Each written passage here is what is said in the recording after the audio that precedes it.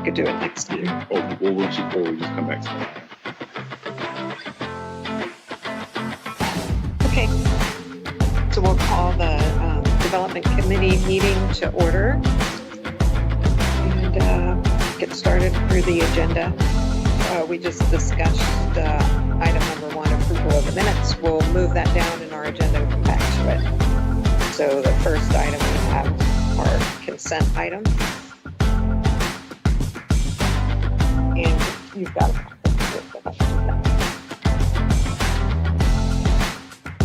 Just going to run us through the consent. Okay, so the first one is the procurement of Swiftly, which is an on-time performance technology that Kevin and Frank have. Are they going to talk about it or no need? Yeah, they're up there talking about it. Tricia and Oh, okay, okay. Gotcha. Didn't realize that. Thank you. Frank? Yeah, good afternoon. Can you all hear me? Hello? Yeah, can you guys hear me? Yeah, I hear you. Yes, Frank. Can you hear us? Yeah, I can hear you loud and clear. So Swiftly, it's a company that provides such modules for transit agencies, but what we are looking at procuring from them for this round is the on-time performance and then the runtime module that they have.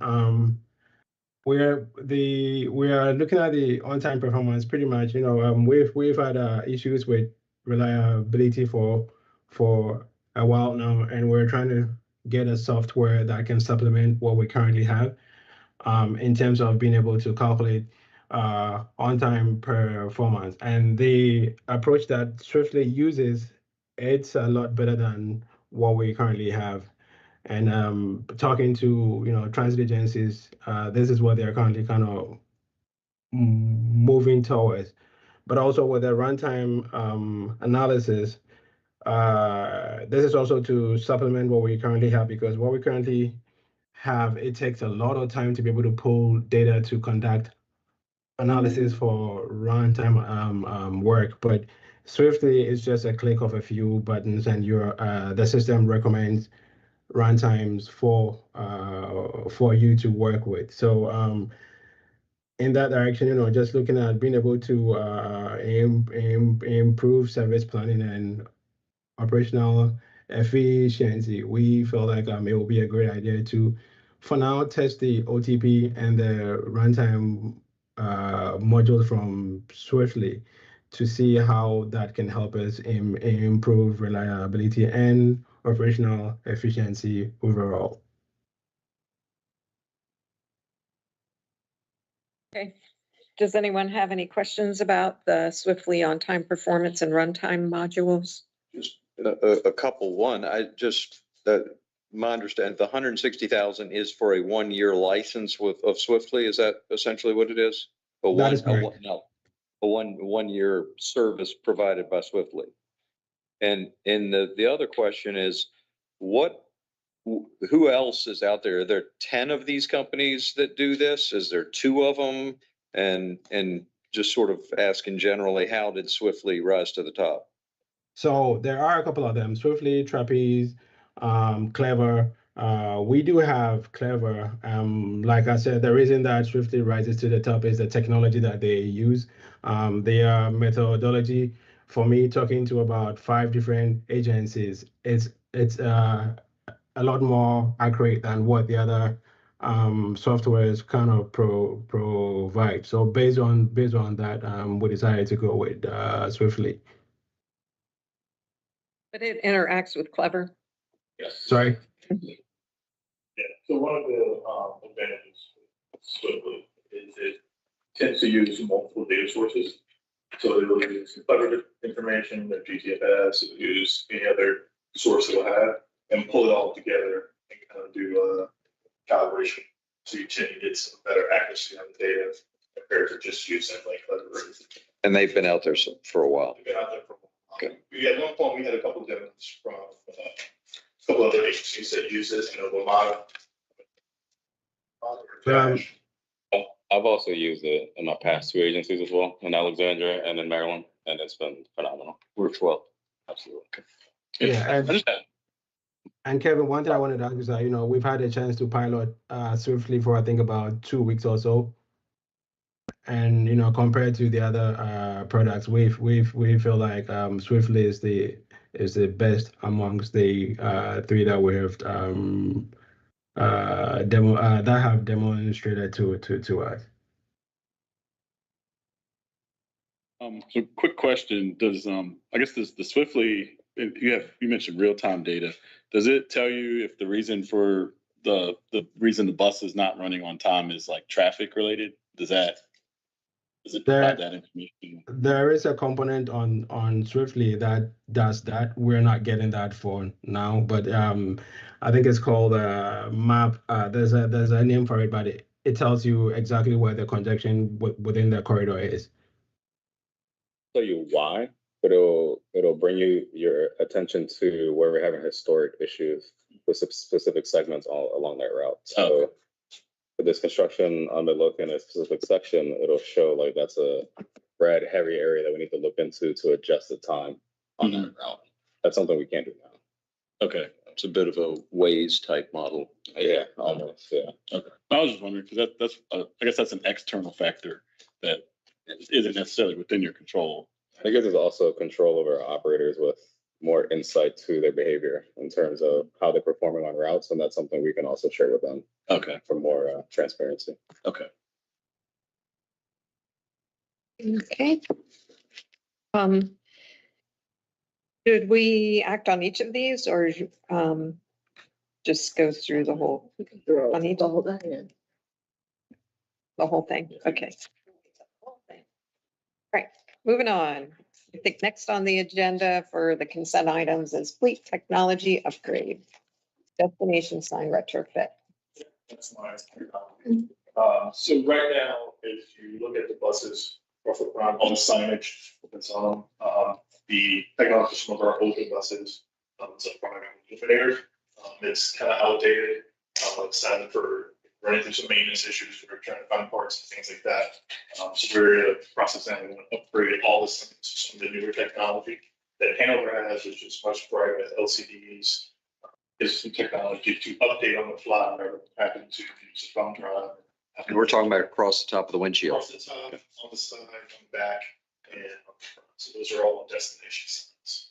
And it gives us mobility. Some of the newer ones that you've noticed out in the field, see maybe some of the little icons or the logos on them.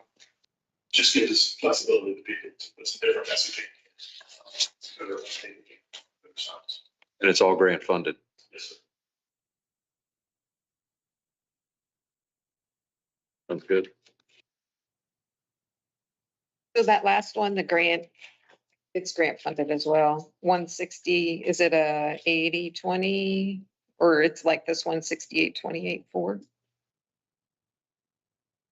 Great, do you know? Sorry, what was that?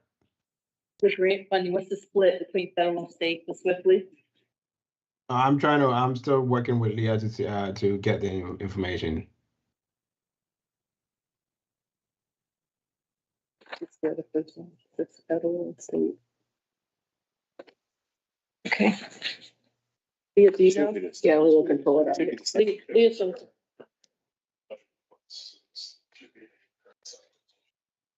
she'll pull it up. Leah can get it.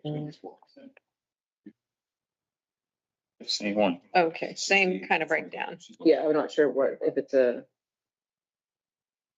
68 or what the state match is. It's 68. Okay. We'll change it to reflect that 68-28-4. Yeah, okay, thanks. All right, moving on. Fleet technology upgrade related to passenger information display, infotainment.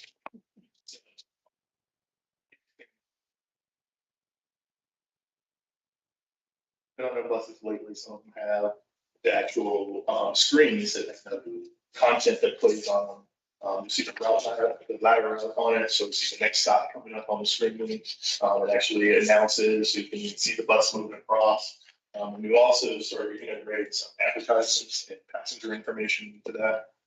And then one of our initiatives has been our CEO is sort of the passenger awareness. So within these screens, we also can take a camera view from people that are getting on the bus, so they are aware that they're being recorded.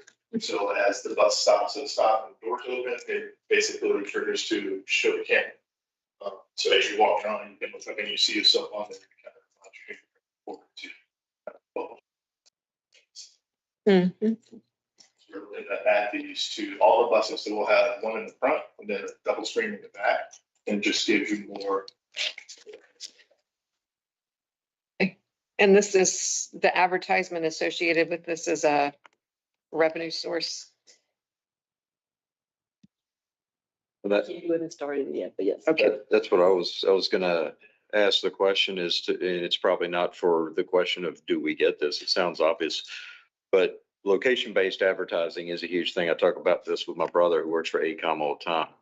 And the value of that. Are we ramping up an approach to chasing after what I think would be a lot of dollars that says you're, this stop, you're not now starting to see the restaurants that are there. You're now starting to see the whatever it is that happens to be there. Are we approaching this advertising capability differently than we have in the past about how to sell advertising?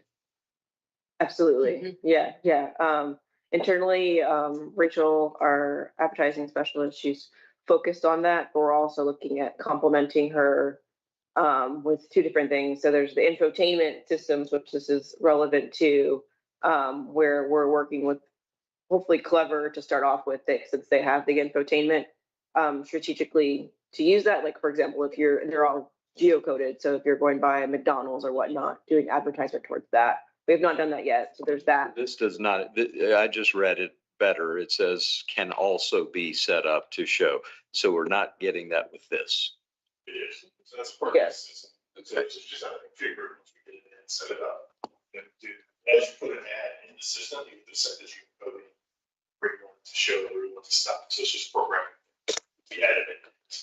Right now, it's just like if we have an ad on there, it's just all routes have. There's a lot of potential revenue in that. We hope so. We want to go after it. So much chicken fest about. Yeah. All right.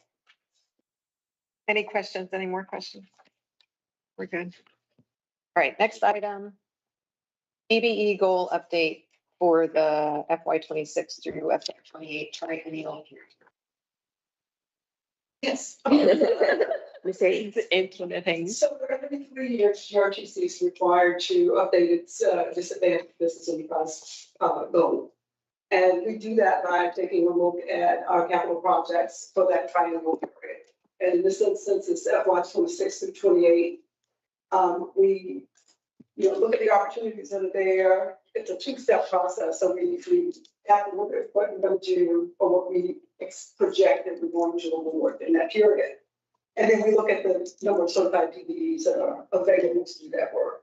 And then we weight that against the census data that says this is the number of businesses within that category to do that work. And we come up with a baseline figure. And once we have that baseline figure, we take a look at our participation, our past participation, how we've been doing, et cetera. And that allows us to adjust the goal if we need to. And in this case, we did adjust the goal just slightly. Of course, it's all based on what type of projects. And once we have that number, of course, as you can see in your packet, there is you have to approve the goal based on what our projected goal is. And then it goes out to public comment. It's a 30-day public comment process. In that process, I do some outreach to the DPE community, the small business community, to let them know, what we have coming up, kind of contracting opportunities we have, and so forth, and encourage them to participate. And that's how it works. Okay. So the goal coming up for this period is 10%. Mm-hmm. And that's each year, because it's a triennial goal, so 10% of it's each of the years. Yeah. Okay. Anyone have questions about the DBE goal upcoming 3 years? Sorry, is this based on total budget or capital budget or what's This this? is just based on those projects we had. Okay, the project budget. Yeah. Okay, thank you. All right, we'll move on. Title VI analysis of the October 25 service changes. That would be Tricia. She's on. We've got this packet. That goes.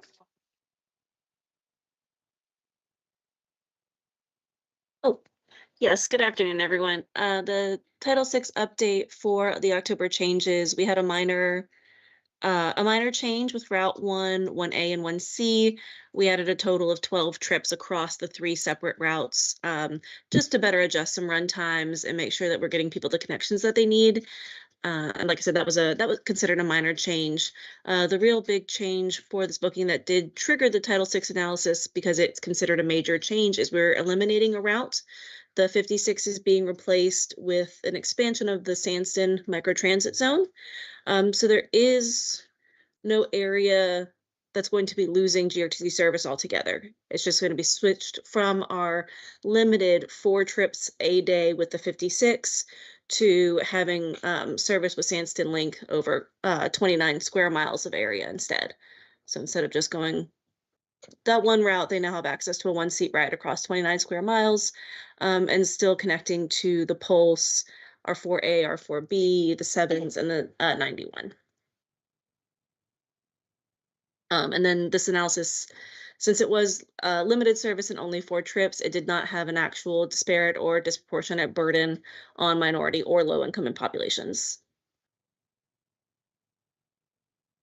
It looks like 56 operates 4 peak-only trips.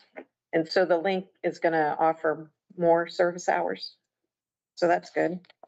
Yes, yeah. And a little bit more door-to-door, which is good. Question. So why does the recommendation say it has major impacts on Route 56? Is that just because it's no longer, or because it seems like this? Major positive. Yeah, it seems like it could be positive. Yeah, for the Title VI is designated that everything is classified as a minor or a major change. If only minor changes occur, a couple of trips here or there, slightly adjusted hours, something that's considered less than 25% of the route's total number of trips, total route length, that 25% is usually what triggers between a major and a minor change, excuse me. The major change is when we need to do the actual full Title VI analysis. We take the time to do the full report and see how it's impacting the system as a whole. And anytime there's a route elimination, that's automatically considered a major change. Just for this specific route, when we, dived deeper on its 4-trip impact, doesn't actually have a substantial impact on our riders. And we think of it as a positive change overall because, yeah, like you're mentioning, it's much better span of service, a curb to curb model. So, and then there's still no loss in connectivity between our local system as well. Thank you. Okay. Any other questions on the October service changes? That's it for consent. So we are asked to make a recommendation to the full board on the consent items. Is there a motion? The motion to approve. To recommend Recommend approval? approval. Yes. Is there a second? Second. All in favor, say aye. Aye. Aye. Anyone opposed? Okay, great. So we'll recommend approval on those. The next item on the agenda is old business. Anyone have old business? All right, what's that? I don't think we had anything tabled. No. last time. New business? All right, item 5 is priority capital projects, which I'm assuming is just a status update. Okay, and Lois? Yes. Okay. Yes, please. Maybe, yeah, the end of the table might work. Yes, sorry, Barbara. I'll just-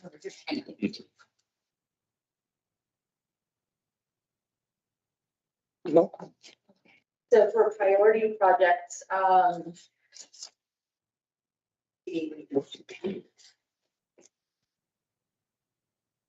for our western extension, we met with VDOT last week to discuss some comments they had on our preliminary roadway. They had recommended that we relocate 5 of our stations or station pairs. After discussion with them, we are going to be relocating 3 stations instead, and that's the stations eastbound, westbound near Carroll Road, and the eastbound station near Glenside. And I'm sorry, take that back, 4 stations, and we'll also be relocating the station near the Reynolds building, I believe Dunbarton and Broad Street. Is that Dickens. Dickens? Yeah, Yes, thank you, Dickens. sorry. So they'll be making the changes to those lines, and we should be getting those in the next couple of weeks. In addition, VDOT had requested that we do some additional traffic analysis in advance of our NEPA submission. So the traffic counts were completed the week of September the 8th. That analysis will be ongoing until early next year. We will be submitting our NEPA package on time at early next year, and we are anticipating right now a response from the FTA on that by April of next year. What was the theme of their additional request for comments or for additional analysis? They wanted us to do VISTA models and to concentrate on unsignalized intersections on Broad Street. So a more in-depth look at impacts to traffic all along the corridor, not just a signalized intersection. Sounds sort of like access management to me. Oh, So you said you're still anticipating FTA approval April of next year? That's what we're hoping. Okay. For north-south BRT, we have begun our 3rd round of engagement, and we have pivoted a little bit. We are concentrating on engaging with our elected stakeholders and with some stakeholder groups. We met this morning with Councilwoman Jones, and the overall push of this particular engagement process is to make sure that our elected officials are aware of the entirety of the project, so that they can advocate for us, in government setting. Our conceptual plan is still on schedule to be completed in early next year, and we're looking at NEPA completion in summer of next year. For the downtown transfer hub, Submitting early next year and then approval, is that what you said? we should have our NEPA process analysis complete by Oh, okay. summer of next year, yes. Sorry. And then for our downtown transfer hub, we have been working with our consultants, HRNA and the city of Richmond, to develop a request for qualifications and request for proposal for developers. The request for qualifications draft should be complete by the end of this month and ready for our review. The plan is to advertise that RFQ in October to make preliminary selections by the end of this year, the beginning of next year, and then to go into the RFP process, which we hope to have complete in the summer of 2026. While that's going on, GRTC is working with RK&K on the NEPA analysis. FDA has had some questions about the demolition of the public safety building, and they want to make sure that process was separate from our process of identifying the site as a location for the downtown transfer hub. So we're in the process of scheduling a meeting with the FDA right now to discuss that in greater detail the week of October 6th. And those are our major projects. I am happy to report that, you know, we've had the Government Center westbound pulse station closed for several months now as a result of an incident where a vehicle collided with the totem. And our contractors were able to completely remove all of the concrete from the totem last week. The engineer inspected it and reported that the concrete reinforcement is intact and hasn't been damaged. So they are going to start forming for a new concrete totem this week. And we're on track to have all of the construction completed and the station reopened probably by the end of the year. Somebody have any questions about those products? Any other? You know, you got the specs for the stations. We did, yes. Yeah. Finally. Good. Yes. Yeah, so those plans have all been submitted to the county for permanent approvals. Oh, okay, so at the, Is that for the Western? Sorry, no, that's for our essential transit infrastructure. A couple of months ago, I reported on an issue we were having where we were required to get structural calculations for the different shelter styles right. for Henrico County, and Yes. those calculations finally arrived. Okay. yeah, I think it was like snow load and wind load. Well, let me know how that review goes. That's it. I guess that's the- Yeah. Yeah. Yeah.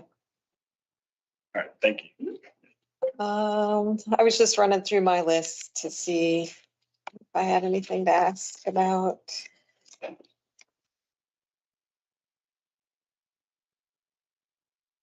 No. Yeah, I'm good. Anyone else have questions?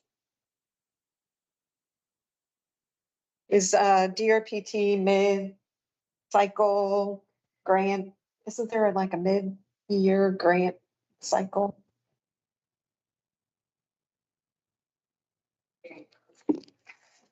Yeah, they just. Oh, okay, that's what I'm thinking of, I think. Okay. All right. Anyone else have any questions? Righty. Next item is the 5-year outlook on service projections.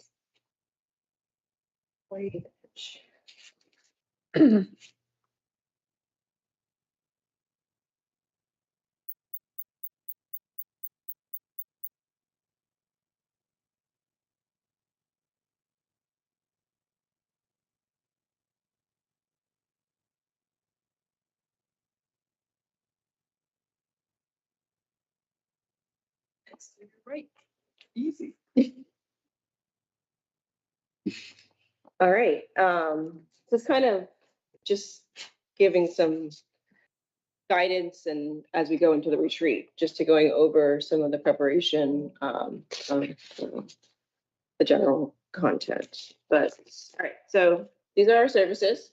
We have our general fixed route service. We have our Pulse express routes. We have our, basically it's called the airport service. Only goes to the airport early morning, late night. We have our care, and then we push our micro transit, and then we have RideFinders. for carpool and vanpool. As far as what that looks like spread wise, this shows fixed route and link. This is a Jarrett Walker map that they have interactive that we'll use, but feel like it was helpful just showing like what of our frequent routes are the red ones. You can kind of see that spread across our system. That means that they're every 15 minutes. The blue routes come every 30 minutes, and then the green routes are every 60 minutes, which you call more like lifeline routes in terms of like service.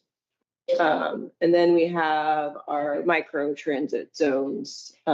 Shows 1, 2, 3, the current 5. And we have the Broad Rock one, which actually should get added to here. That will be starting in October for the southern portion of the city. Powhatan one is, Powhatan is got some, it's also kind of, I think, an older version. yeah, County. Yeah, this is older now. Sorry about that. It's countywide and it also connects to the 1A. So it has, instead of the one jump, it now has a second jump going all the way to Chesterfield Town Center as well as covering Johnson Wells. Yeah, I'll update that. Thank you. And I wonder if this has the Sanson expansion too. I'll make sure that they have that for the 30th. So our paratransit service. So we have kind of 3 different division areas of paratransit today. We have CARE, which is the required amount from FTA is within 3/4 of a mile, any sort of fixed route service, you have to have complimentary paratransit. And it has to be equitable and to your fixed route service, meaning span wise, it has to have the same times as well as fare wise. So CARE is what we call our complimentary required paratransit. We have a little bit more. So that's the purple is what I was just talking about. So we also have CARE Plus. The lighter purple, which is Henrico County, the parts that don't already, and this has changed as Henrico County has grown in fixed route, it's kind of also absorbed to become a bigger part of the CARE. And so CARE Plus, also we're calling that a premium service because it's not federally required. And that also has matched our zero fare in terms of service. And then we have our Care on Demand, and that is our UServe, so on-demand version. And that, of course, we also call a premium service. And that one is $7 minimum. And then that's up to 6 miles. Anything beyond the 6 miles, I think it's $1.15 per mile for the individual to pay beyond. And we have seen trips that go like 20 something miles where people are actually paying for this to utilize the service. So they're willing to pay that for this on demand. And the difference between that one and the other ones is that on demand you could do the day of versus the CARE and the CARE Plus. You do have to do 24 hours in advance, or it's scheduled regularly if you have a regularly scheduled appointment with that. so the hours for CARE Plus, what are those hours?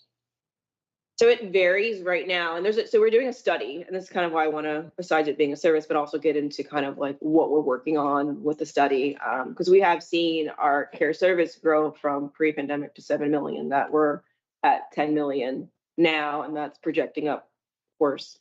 And some of that is the service to operators, but the service itself, I think the zero fare and realizing that this greater Henrico County is also free. So if you live in Chesterfield County all the way at the bottom, you technically can get all the way to Goochland with that service. And I think people may or may not be doing that. We have seen a lot of that. Sorry, what was the question, Barb?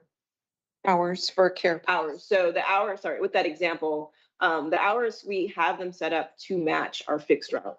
So for example, let's say the 7 goes until 7 p.m., just picking numbers here, that paratransit option would end at that time for CARE or CARE Plus. They both kind of match. We are trying to come up with a model that maybe it's just the CARE model. And so looking at the data, having actually a set time that if there's only 2 trips after 8 p.m., maybe it makes more sense to use like a UServe for that model versus having staff here on site to operate that, because you have staff, plus you have dispatch, plus you have all of that set to operate just a few trips. So looking at some ways to save some funds. Go ahead. Like the East End over there, there's no fixed route. So the hours over there, what do they match up to? The east end, there's no fixed route. Like you were saying that Care Plus hours, Care and Care Plus both match per, because there's no fixed route. Oh, sorry, all of Care Plus ends in the areas, I do apologize, I don't know, actually. There is a version of this map that has lots of colors and it tells you the end of the service. I want to say it's like 7. so it may just vary. Yeah, the non-fixed route version, there is a cutoff, I believe. Sorry, I'll have to look it up. But the other ones match the times. All right, so with that, we are looking at some alternatives. So we have seen like that example I gave you from basically, let's say, Bright Point all the way up to Goochland line. That the Care Plus is because of the ability to do that, and you're starting in the care zone, then you're switching to the Care Plus zone. We used to have it kind of zone based, and because of the zone based, if you live in the city and you entered the county, like a $3 to a $6. We're trying to look at another model for the Care Plus. So maybe that's when the zone triggers and the individual within who is using this premium service now has to pay if they entered that particular zone, which is a model they used to have. Or another model, also we're looking at numbers for all this, if the Care Plus just became maybe all of you serve, maybe it is operated by a third party, which just would alleviate some of the current internal staffing needs for the federally required amount for reliability of the service. So we have not completed the study. I know you have a draft version, the final, so we'll come to you guys as we kind of go through all the recommendations. Which there's quite a few of it. And some of it even is like, we've seen, it was the number on Sunday, it was like 70% head. Maybe that's changed on a lot of our trips. They said the standard looks like it's about 30%. Definitely trying to go towards that standard, because what it means is an operator is just driving. So with that, more grouping of the trips. So if we can kind of. That's why that micro transit model. Right, same thing. Well, it's the same app. So it has the ability to do that. So we'll look more into making sure that those are happening, because that's an efficiency thing. And then maybe have some tiered approaches if that can't cut costs itself. What is this maybe Care versus Care Plus zone model? What would that do to the service? How people are actually using it? Because right now I get it, it's free service and it's like multi-county-wide free service is really growing exponentially in terms of cost. Yeah. And I think I remember years ago, you saying that care on demand is less expensive for GRTC to operate than the other care, normal care, and then Care Plus. Right, it puts more of the dollars on the rider, but people you see people actually paying that. So I think that shows that there's some level of switchover. There actually are a lot of riders who, when they get registered with the 3/4 of a mile service, they don't even use that. They just pay the premium for on demand. Like they just rather have that flexibility to just. Yeah, and it says $7, 6 miles. What is that again? The first 6. It's $7 for the first 6, and then you pay additional. I think it's $1.15 for each additional mile. Hmm. The miler. Yeah, what up? Back that up. $7 base fare up to 6 miles, $1.15 per mile after the 6 miles.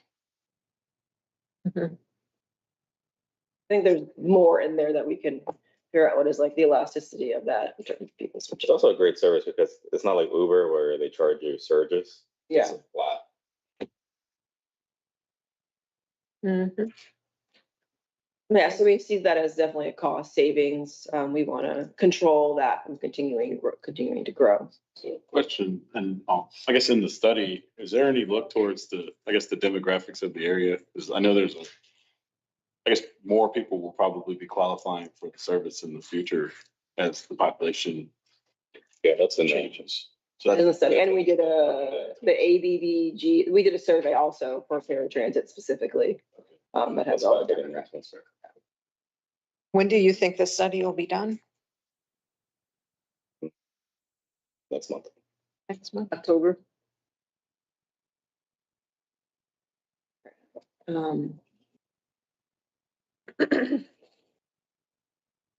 Right, so this is just to make sure as far as the development committee of our board.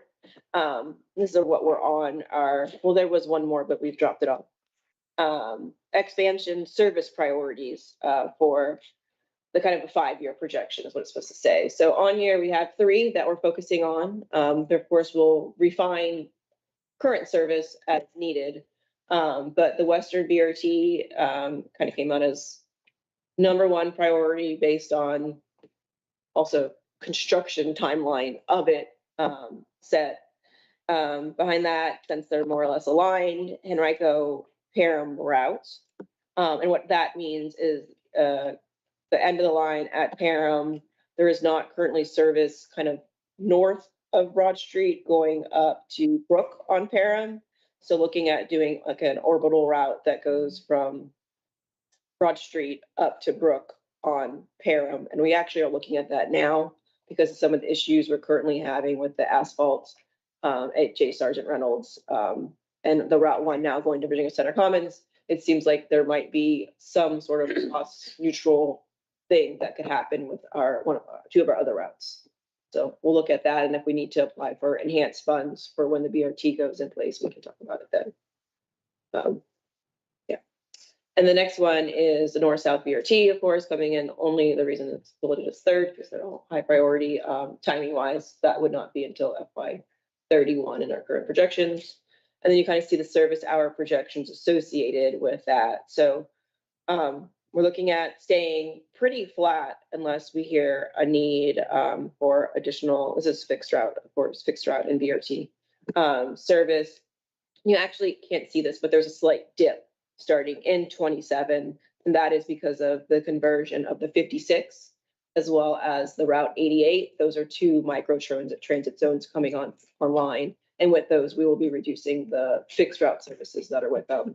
So you see a very modest dip, and then it jumps with the BRT. Western and FY30 is the current projected operating goal, and then FY31, the significant North-South BRT. So, any others, forward-wise that we have left off of here? Jurisdiction-wise, I mean, you guys represent 2 jurisdictions. I know microtransit, but Yeah, I was gonna say, this is just local. yeah.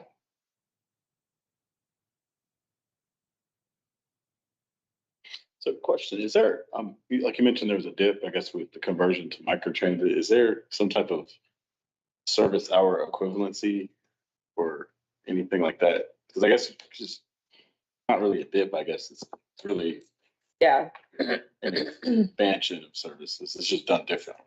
So it should say specifically fixed route service hour projections, because overall service, why? And service just means the time the bus is on the street, not necessarily the service we provide available. I know it actually said revenue hours before that, and we changed that because we also don't charge fare to get revenue. So what is the right term? I don't know. Yeah, that's tricky. But You're technically providing the same amount of service hours, right, just differently right. Better. and more service efficiently, hours. and it actually kind of expands the Yeah. geographic area that also benefits from it. So Right. it's kind of- I mean, I guess complementary to this would be the microtransit slide to go with it to show the hours for microtransit have now grown to complement, and I guess overall service has changed, but we'll look for another word or at least explain the service hour projections rather than saying, yes, the service is still there for the area. It's not necessarily reduced, but it's changed to a different mode. Yeah, because I mean, not that you want to do this, but I guess there's different metrics, like within a X mile radius of service, how many people are you serving? Microtransit, everyone in there. Yeah, So like, there's a lot of metrics that can showcase some of the benefits of the micro. yeah, and that'll be, so we do want to show that, because I think you and Mr. Anderson, I think, may have brought it up as far as what's the benefit of some of these, cost benefit of some of these services. So we are looking at the cost and then the benefit of all of the modes. So we'll have demographics in there. Yeah, it would be neat to compare the cost to run the 56 compared to the cost to run the expand or the, I don't know how you would do it, whether it's just expanded area or the whole zone, Azalea, I guess, is another good example. Yeah, Sanston's interesting because we didn't actually. The zone expanded, but this operator count we had out there was enough already. Yeah, so. It wasn't more, so that funding would go towards the current Sanston zone rather than having to add to it. So, but we can have that as well. Mhm. I think big picture, just this idea of these different zones have different metrics is the more we follow them, not the last thing I want to do is start thinking of them all fit in the same bucket in terms of they should all cost the same or whatever, because I don't think anybody would think that, but the sooner we get metrics on areas, routes and all that, the more we can see the trends. Yeah. We can see whether it's heading in that right direction. Every time we look at the maps and we see, Powhatan has numbers like 6, whatever it might be. Thank goodness for Powhatan. We're comparing that to, all right, what is its capacity to do? So I think it's important that we always recognize that these numbers aren't going to have the same efficiency, but we always have to keep an eye on what should an expected efficiency be of opening up service to that, because it's an opportunity cost somewhere else. Right. I plan on showing like the cost per trip, and I think that's helpful because even if it's like a Powhatan, and if it's, sorry, no, we keep using that, but compared, if it's really expensive for that individual to, let's say it's, I'm gonna throw out, not Powhatan, let's just make up an area, like Feels like we're picking on it. and I know I feel, but I'm gonna go back, I'm gonna show this real quick. So this I feel like is important because the red, green, blue, means something in terms of like a frequent route versus a blue route versus a green route. Like a green route is never going to measure up to a red route because it's there for life access purposes. Versus a red route is going to be on a very busy corridor and ridership is going to always be high, but it doesn't mean the green route's doing bad. So I think similarly, like we'll have different metrics for a Powhatan, which we do, versus for a Cloverdale. Like they just would never be the same because, and then the model would be different. The reason these colors are different is because of previous metrics that have said that's how often it should run, in part. Yeah, as far as, right, based on the demographics and all of that. If there's huge demand on some of the green routes, they'd be red. Yeah. Right. Yeah, it's the same thing. And we did used to measure it. We'd be like, oh, this route's doing so bad and our Broad Street route's doing so well. It's such an underperformer.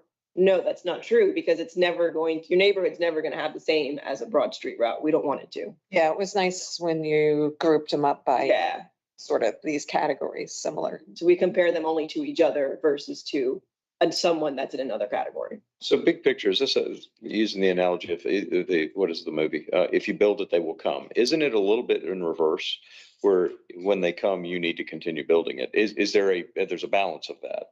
We have to predict on that because I've always been an advocate of certain routes, pick them because then you're driving development patterns to the advantage of people that get to use transit that wouldn't otherwise. So in that case, it's a little bit build it and they will come so long as you share with the localities that these are where your comprehensive plan should show higher densities and all those things.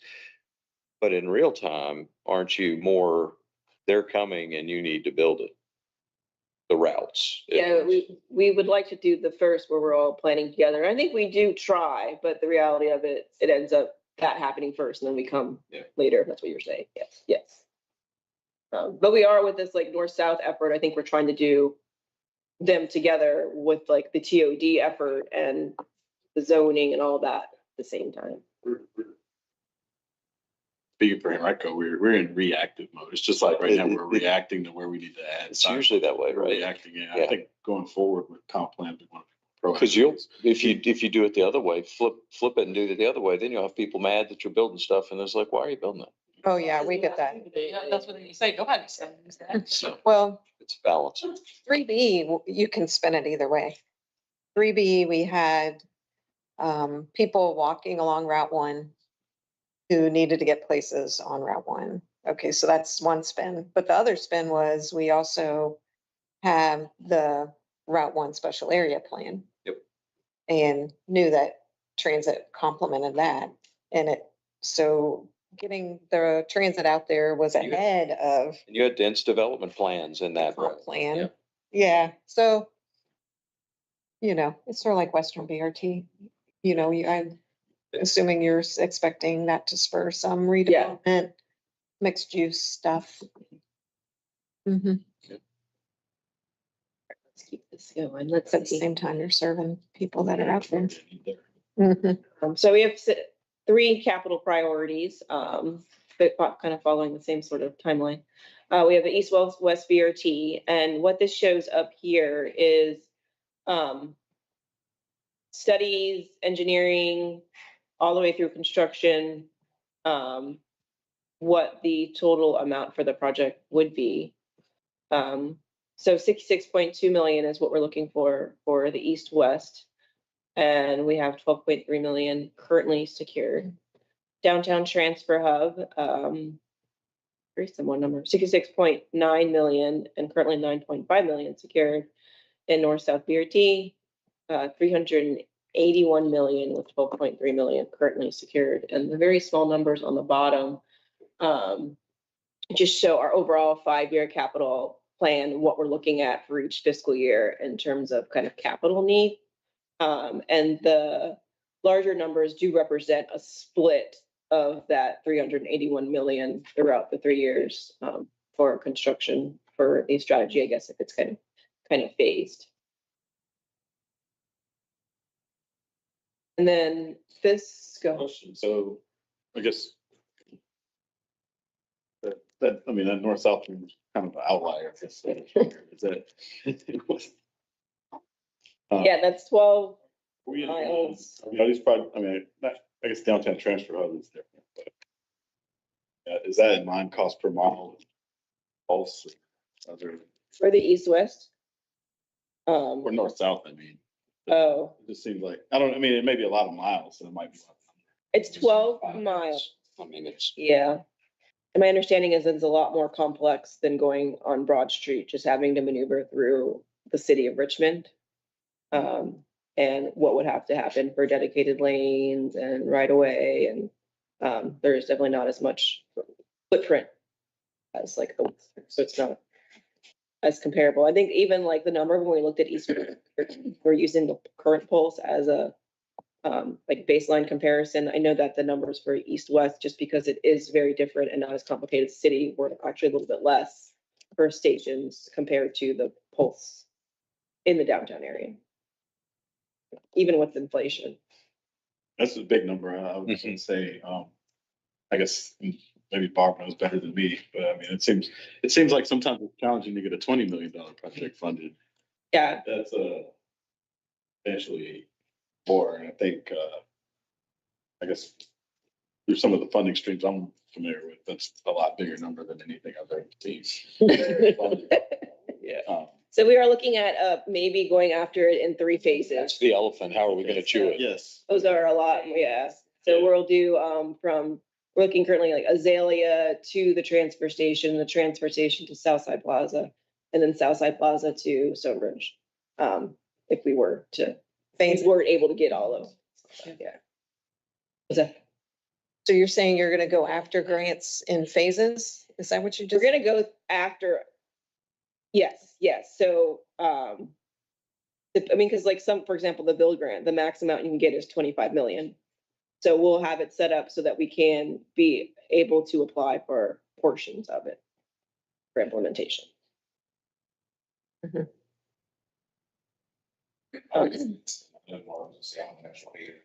you guys get to talk with your lobbyists on your teams, Metro is going to be going for 225 million year over year. So this does give us something. It's a big number right now, but they're going to be coming, Northern Virginia's going to be coming knocking on your all's door, the support of an omnibus bill. Mhm. So that's something that state level will be voting, but the number is not that large when they're looking for $70 million in capital support year over year from the state government. That's for capital support, not for Operational. So that's not, so that doesn't. 225 a year, 150 For expansion or new? They want 150 to maintain this. Yeah. They're saying that they're gonna, without 150 per year, their operation is gonna go down. They're gonna have to reduce like SEPTA. Then they want another 70 million committed from the state and capital only. Not saying, hey, we have this big shiny project, they just went to 70. That's not me being a hater, but that's not a. Okay. Not without the support of Central Virginia, if that makes sense. So they let me can write those votes, they let me check those votes. So that's something to think about in the grand scheme. Still a very large number. Very large. Even if they're going after a lot, it's still. Not the whole thing. But Yeah. unfortunately, I don't say increase dedicated funding, but there's something that the state could do to help. Yeah, one challenge though, I feel like, I don't know, maybe not to belabor this, but I guess with rail, which is, Vermont is largely rail, you're separate from the road. You're doing your own thing. And it feels like, so how much of that $381 million number is road infrastructure versus specific transit infrastructure? I guess that's.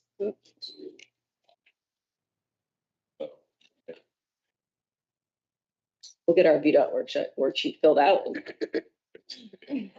Break down the points in that direction of being able to answer that. We should. Yeah, and like I said, I wonder, just from my roadway hat, has a Yeah, VE exercise exactly. been done, Yeah. value engineering? Is it 5% Have we looked, transit? Yeah. have we looked to see if there's a, I'm not trying to say that make the project less than, but is there? Yeah.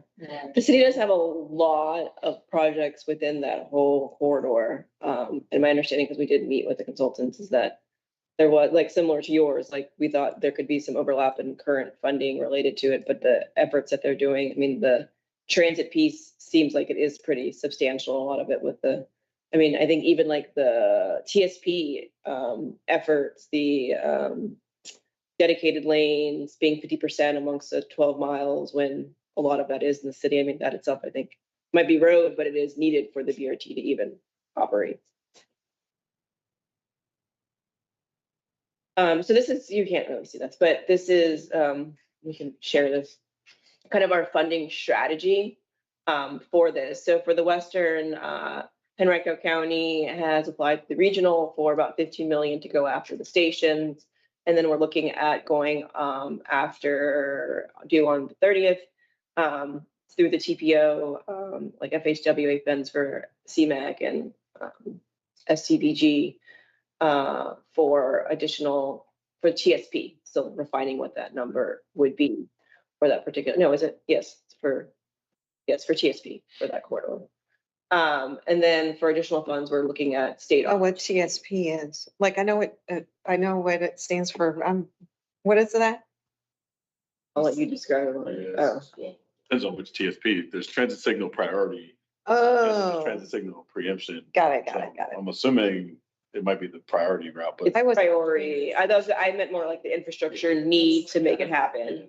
It essentially. Signal upgrade, right? Like it takes some of the data for on time. And then if the buses are running behind, it will extend the green times to keep the bus on schedule. So Okay. it gives it a priority. I knew the acronym for something else and my mind We couldn't. have a lot of, we have the transit strategic plan, but yeah, ours is, too. it elongates the green, or we have Q jumps, which will help you jump out a little bit before the rest.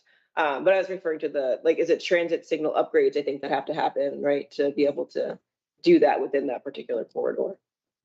Yeah, there's a lot of signal upgrades to the signals as well as the cabinet. So like you get different, the bus will have its own, symbol on the traffic signal that says, it tells the bus it can go and no one else can, Mm-hmm. things like that. Cool. So, yeah, the preemption one is like usually light rail has that, where basically the train comes, it gets the green, everyone else stops. So it's not that. It's not that. I don't think. It has the ability to do that, but we're not prioritized to do that. Does that happen on Pulse? So no, the pulse is like it's a level down, so like if that in there, like fire and ambulance can be triggered to change for, we just get it elongated. We're level 2, we're fire and ambulance level 1. So like you said, ours is just get along. Switching everything. There's only one queue jump. You think one now? Okay, that's when it goes from It gives to curve. it's towards the end at Thompson Street, going to Staples Mill. if the bus gets caught at that light, it'll turn for the bus to go first so it can merge out of the bus lanes. Is it jumping over 3 lanes? No, I thought we had one at, wherever it switches to curb downtown too. Yeah. Where it switches from median to curb at, That one, because that was the one the operators told me it wasn't working. okay, Arts District should have one too. And there's two in it. Okay, so we're prioritizing kind of state funds related to that. And then the downtown transfer hub, the city applied for CBTA regional. I think the total amount that they applied for our portion of that project, I believe, was 50 million. And then we did apply for the build grant and we did get it in the spring, but we're looking at applying potentially again for that project. And then last one, we just went over the north-south BRT being that large amount, looking at this for a lot of federal sources. So we look at applying for state would be Smart Scale, but also CAG in the spring for this project. So looking for letters of support as well as kind of looking at from all angles. Well, like last time, there was a lot of political support related to the east-west, so same sort of that. How long is NEPA good for? Enter. How many years do you have? Don't On know, the shelf. I had but 3 years. So I thought 3, and then you have to keep it updated somehow. Is there a game plan for that funding? Oh, with the funding one? Flags? Yeah, I guess we'll just You keep talk to them about what we need to do, Laura, to make sure. Sorry, what was the question? What are we gonna do if we don't get all the money in the next 3 to 5 years for all 380 million? How are we gonna keep NEPA? So I know NEPA has a shelf life of, I believe, 3 to 5 years. So I guess there'll have to be that conversation of, what do we need to do in terms of moving or carrying NEPA forward based on wherever we are throughout the process. But I know that's the shelf life for NEPA.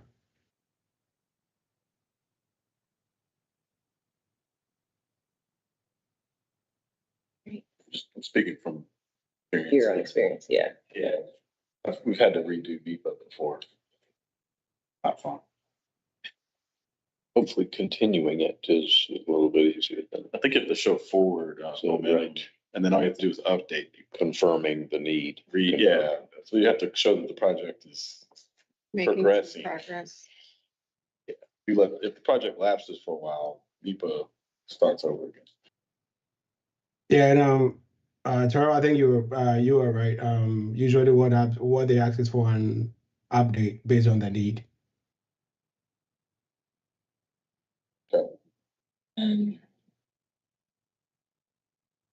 Guess any questions for those priorities? Strategy?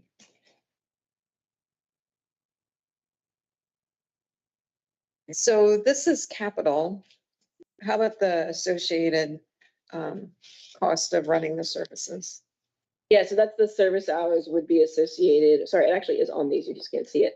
So the operations for the East-West BRT, we're looking at planning dollars projected at 450,000. For that, they already have 50 On here? frequency, it's.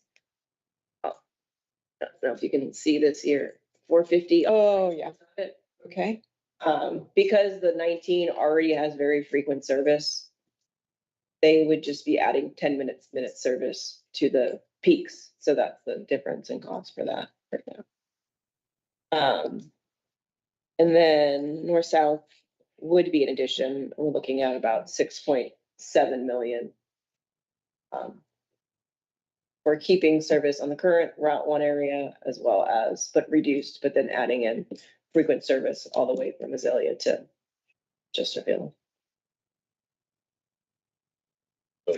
That's a retreat topic to long-term discuss how that would be funded. Correct. Yeah. Or both, I guess, technically. Right. So those will be in the the 5-year projections. You'll see those numbers associated with the costs. That'll be the project. That's tied in with the revenue hours you saw we are looking at, like, we have on there the funding sources. There is the opportunity for grants to start it off, like, it would be eligible for like a trip grant. With a step down for up to 5 years, I think it is, yeah. So similar to some of these others, we'd want to push what we can to get, awards, and then it would eventually hit. So is the plan long-term to plan for the grant to be nice to have, but have the underlying funding set? Does that make sense? So like Capital? the the operating is Operating. in place. And then if we get a grant, that's cool for a few years, but the operating is, Right, so the only benefit is that with your actual budget, once we actually get it, you could push back the assumed funding that we were gonna spend from that particular year for operating. We'd have another revenue source to now push those funds to hopefully some sort of restricted reserve in that particular year, so that they would be sitting there and getting. But the grants are, they're not forever. Right, so we would assume we wouldn't get anything, and if we got it, then we would have on the books that it would eventually be funding. I mean, at this point, I think the assumption is that the revenue sources we have are the revenue sources we have, and we would discuss, we would present, you guys would discuss as a board whether it is supported. Hopefully, the jurisdictions would then determine that's supported before you move forward with the service, or of course, or even apply for a grant. That would be discussed ahead of time. yeah, because I think from a budgeting standpoint, it'd be a lot easier to budget for the full operating costs Oh, yeah, every year, regardless of the grant. even if we have it. Yeah, just because you spent 381 million on a project, that's forever. Yeah. Yeah.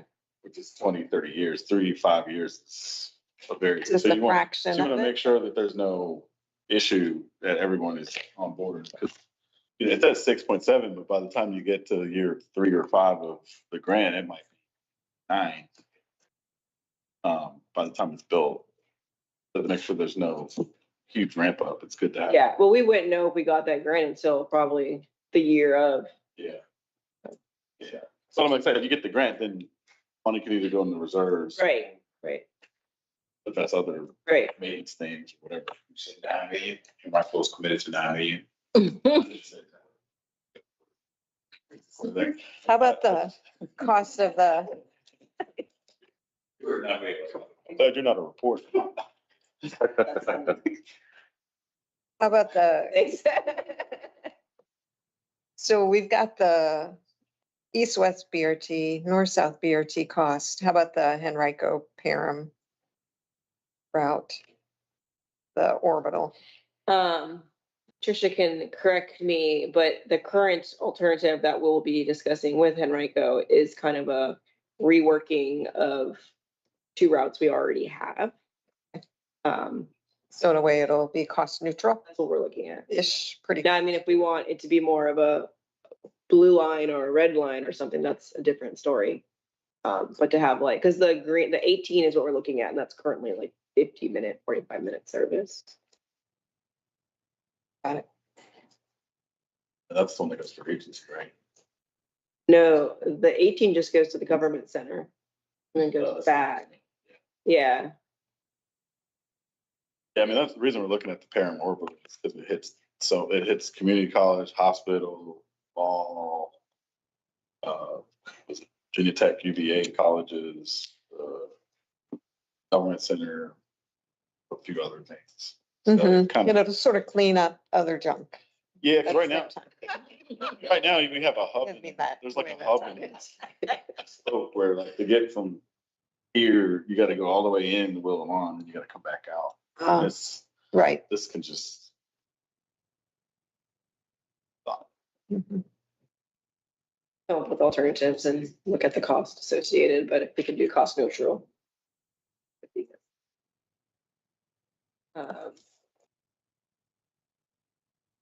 Yes, but I mean, as far as like funding revenue streams, I mean, again, that's not sustainable. So that'll be a conversation for the retreat as well.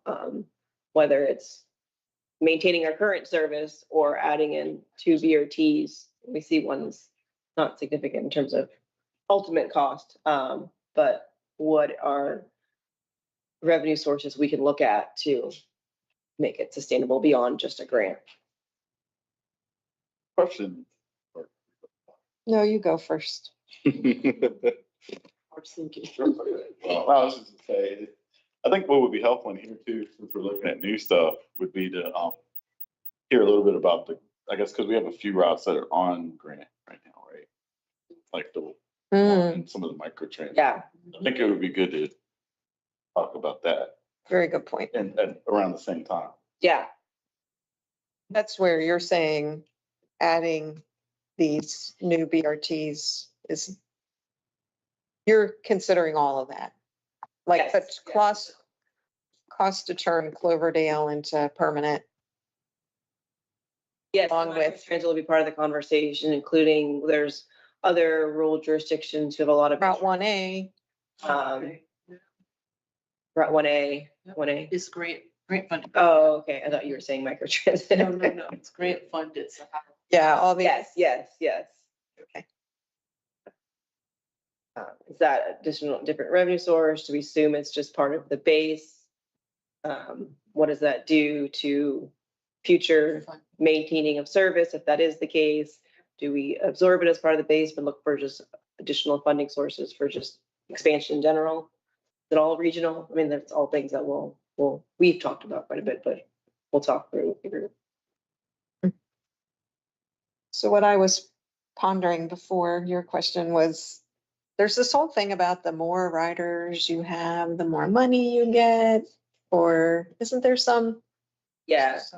All of our, so we have all of our, not all of it, but our federal funds, as well as some of our state operating funds are formula based. And so they're based on performance. And of course, the big one is like passenger miles. So not just your service miles using service, but also the passengers who use it per service mile as well. So the more riders you have, then the more goes towards your productivity. So if you perform better than others, then your formula's funding is gonna ultimately always be better. Microtransit's part of that calculation. Yes. Part of the reporting part. I guess, didn't they propose some changes to try to stabilize it a bit though? So you don't see huge. So that's the state ones. State. Yeah. Federal one still, you could still potentially see. It's pretty static. We didn't see any changes in that one. The state one really was, it was always stable. I feel like we were predictable. It was just a lot of people dropped off from the pandemic. And when they started to grow, it's based on the percent growth rate. So because we didn't really drop as well as we just kept growing,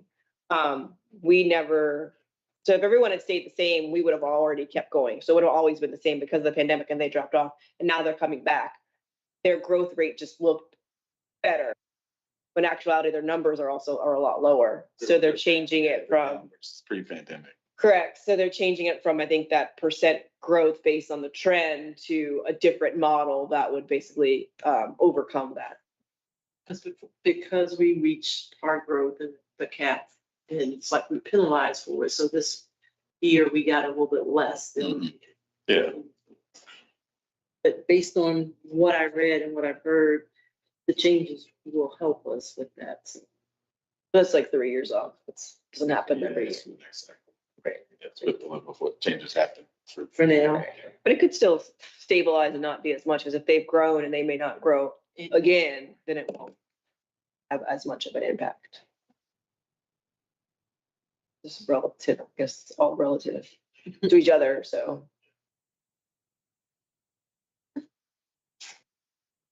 Anything else?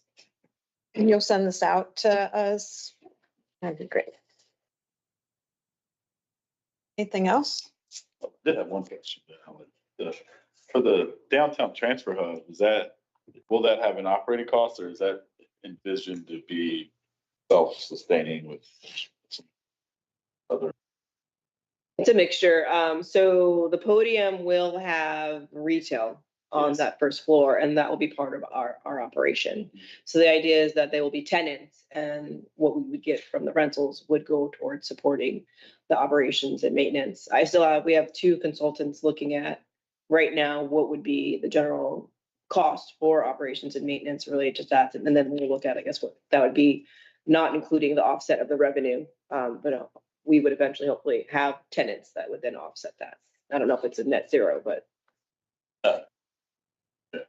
I don't have the number, but the goal was to have it by the retreat, so it could be within our FY 30 operating number.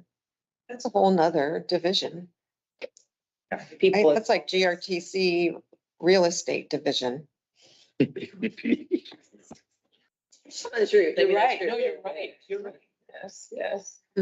Tenants, leases. Utilities, I mean, you've got utilities, but.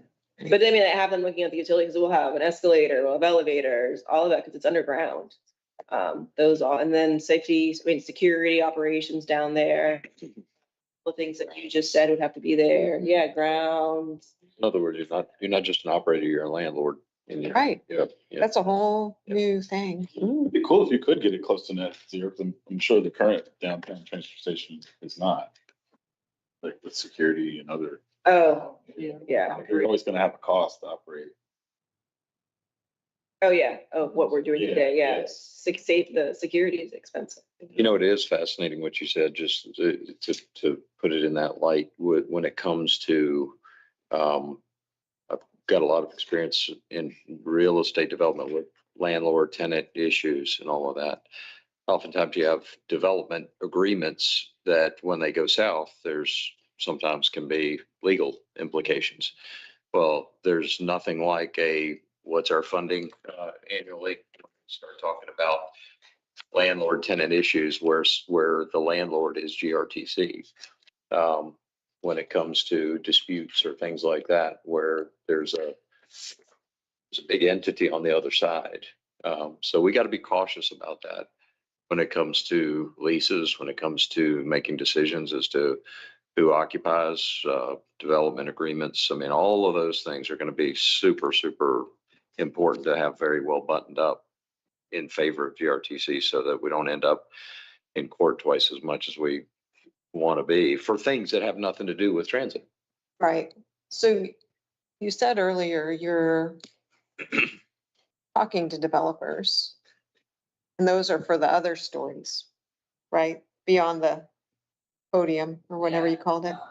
So right now we're working on an RFQ, kind of in partnership with the city. And the goal is to get that out by October 13th, which is coming soon. Design build. That is just an RFQ to get for qualifications. We'll get the kind of baseline requirements in there for developers. That's supposed to be on the street until the end of the year.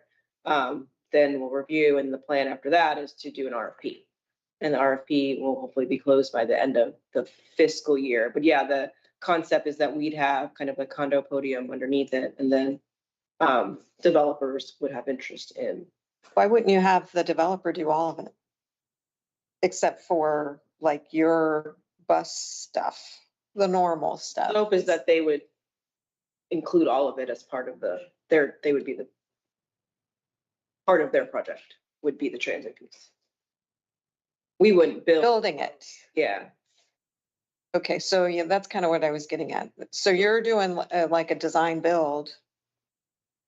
You're planning out the operations for the purposes of GRTC's needs. Correct. But the developer that's chosen after the RFQ and RFP process would build that which you've envisioned. But then long-term, Stuff above, we wouldn't do anything. I mean, it'd be built, but we wouldn't have anything. They would be a condo model. so why wouldn't you get someone to do the commercial part, retail part too?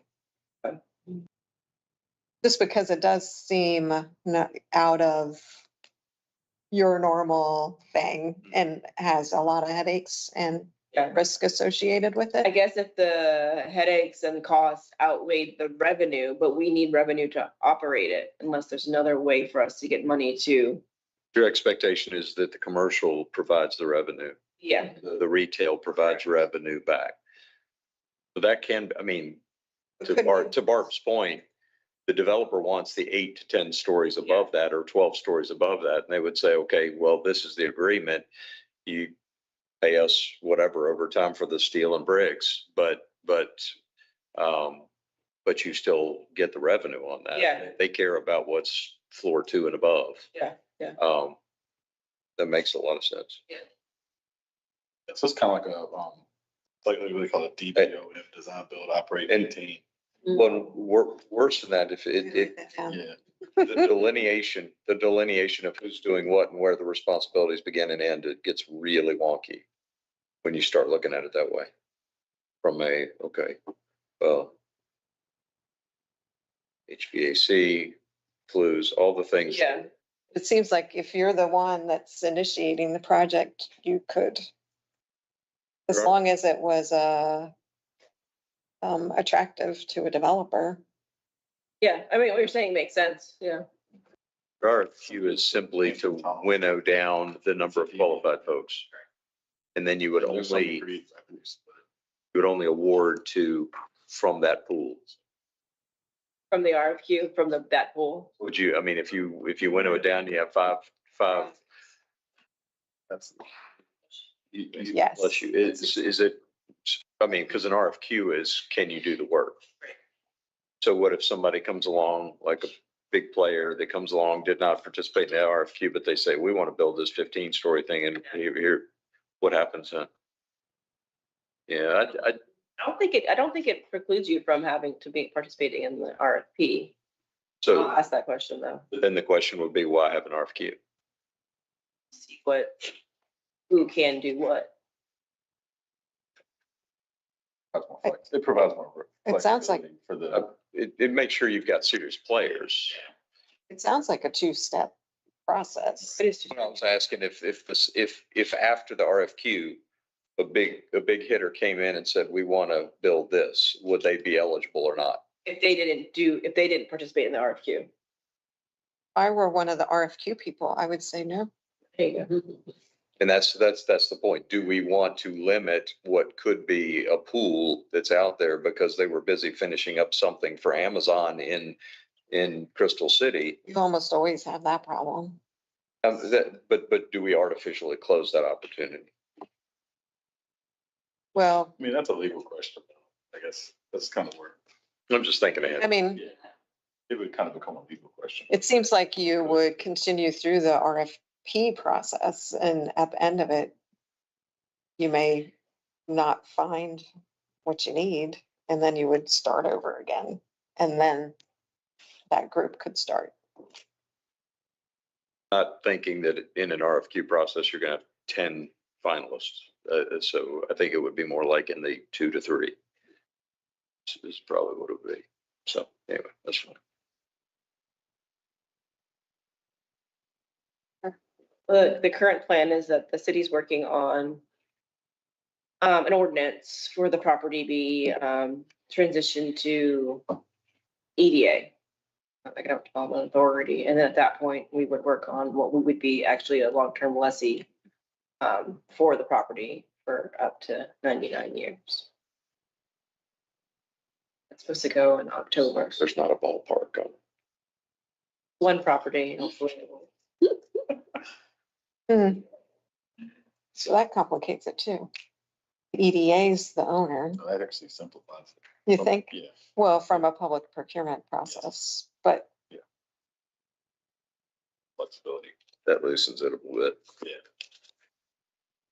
the EDA would really be the one developer and doing your DBOM daily. I don't know. It sounds like it would be GRTC. You're leasing from the E EDA. I don't think you'd want it to be for GRTC. You want it to be through the E EDA. No, yeah, as far as the working with the developer. You're gonna have you're gonna have more well, probably equal flexibility there, certainly not the city. I think we're in the weeds on something that doesn't matter today. I think Dave's tired. Sorry, I did promise. I go down these rabbit holes myself. It's the original. Okay, so let's see where we are on this thing. Okay, we did service projections, we did capital projects. Next steps, priority service capital project fund strategy, that's the retreat. Well, we went over the funding for the capital already. Okay, got it. An item that we deferred were the approval of the minutes, and you guys have a copy. And I'm sure you've read it.